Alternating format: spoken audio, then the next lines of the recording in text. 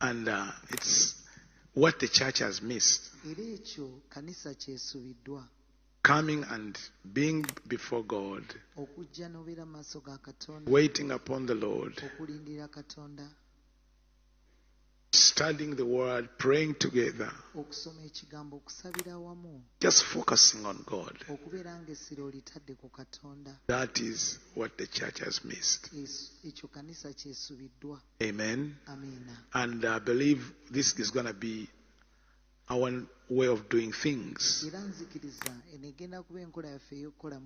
where we come and wait upon the Lord and fellowship together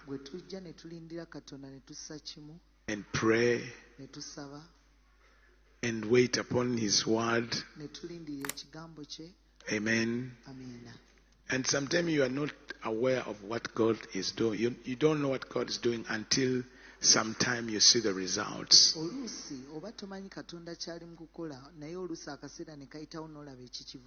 And then you say, wait a minute. When did that happen? When did the healing happen? And you don't know exactly at what point the Lord touched you. You just found yourself, this is too high. You find yourself healed. Amen. And I've been thinking about what we've been doing the last few days. And we have been, especially the area of confession. I think I sense it's powerful.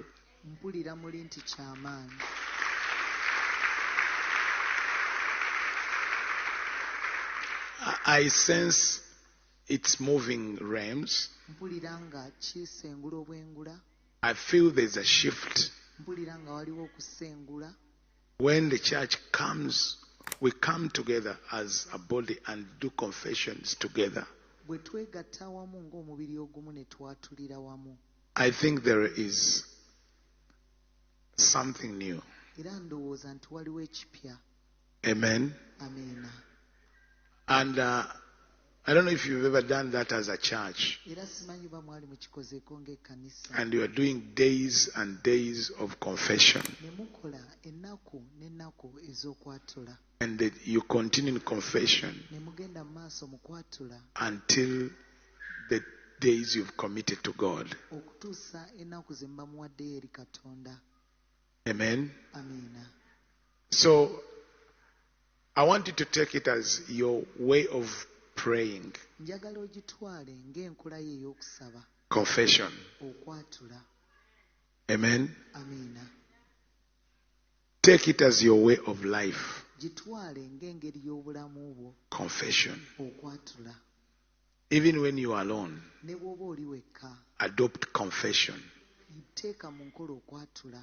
Even when you are teaching people to seek God, teach them these 4 things. Teach them confession. Amen. Teach them confession. Teach them how to court the presence of God. So there is confession. There is courting the presence of God. That means like you tarry and you are engaging in the presence of God.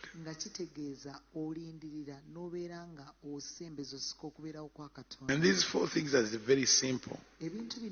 When someone asks you, how do they seek God?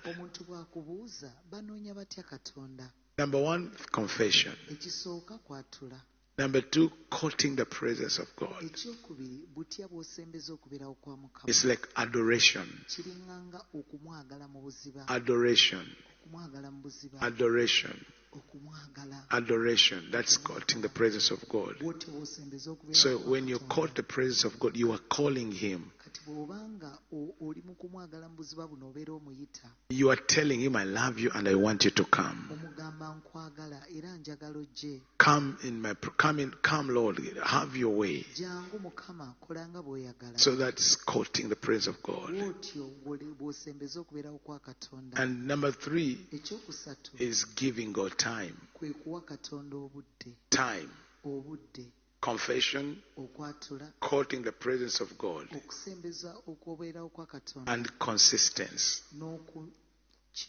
That's giving God time. You are consistent. Consistent. And in the consistency, that's where we come to the 4th that we learn in seeking God. Covenant life. Living, covenanting yourself to God. Covenanting time, covenanting places. Covenanting your body. So there is confession. There's quoting the presence of God. There is consistency, which is giving God time consistently. And there is covenant living. Being aware of covenant in your life. No, taking it serious. You know, covenant life is a demonstration that you honor God. You know, many people honor a flight more than they honor God. When you're flying, you'll go to the airport 3 hours before the flight. And you honor the procedure. But what about when it comes to coming in the presence of God? Someone get me Emma if he's here to come and put this sound right. It's still like, when it seems to come in the presence of God, why do you take it without honor? Honor is very key in walking with God. Did you hear what I said? Honor is key in working with God. And honor is an attitude issue. It's not emotional. It's not talent. It's not method. The things you do, and you're doing them unconsciously. But you're doing them because you honor God or you dishonor God. Amen. When you have this attitude of honor God, honoring God, you find that there are things that are not debatable. When you say, God, I'll be in your presence at this time, that means you cannot put another program. When I see a believer who has agreed to give God a certain time, and then they tell you, I got an urgent program, you have just put that program or that event ahead of God.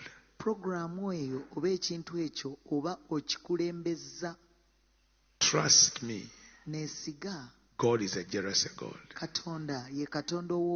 That event, he will resist it. That plan, he will cause it to fail. That project, he will resist it. That business, you may not see it, but he will make sure he resists it.